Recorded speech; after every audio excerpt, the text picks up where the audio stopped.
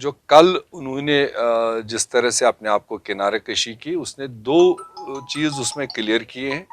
एक तो शायद हालिया डीडीसी इलेक्शनों में जो पीएजीडी ने आपस में सीटें बांटी थी, जिस पार्टी को दी थी, उसके बाद प्रॉक्सीज और क्रॉस मैंडेट्स भी उन सीटों के सामने आए, जिसका उन्होंने मोटे तौर पर इशारा दिया है।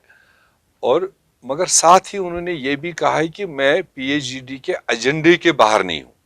जो एजेंडा उसका है, जो आज तक हमने सुना है, तो दो तरह का सिग्नल उसमें है। एक तो हो सकता है आने वाले किसी चुनाव में सीट शेयरिंग वो नहीं करने के लिए तैयार होगा, उनके काडर्स की कोई प्रेशर होगी।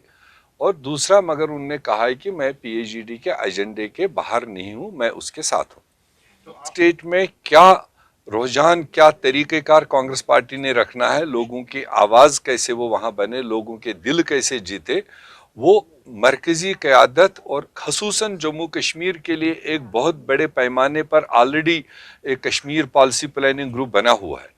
जो भी कोई मामला हमारे यहाँ सियासी होता है, उसको पहले उस कश्मीर पॉलिसी प्लानिंग में डिस्कशन होता है, उसके बाद जो वहाँ से लाइन ऑफ एक्शन निकलती है उसको फॉलो किया जाता है। आपको बखूबी मालूम होगा कि पिछले कोविड की वजह से वो उस तरह की फिजिकल मीटिंग्स नहीं हो पाई। मुझे उम्मीद है आने वाले एक आध महीने में बड़ी सतह पर मुल्की लेवल के भी एजेंडे कांग्रेस पार्टी तैयार करेगी और जम्मू कश्मीर के लिए भी एक clear cut policy Congress party लेकर चलेगी, जो लोगों के हित के लिए होगी और जिसको लेकर ही कांग्रेस पार्टी लोगों के बीच में जाएगी।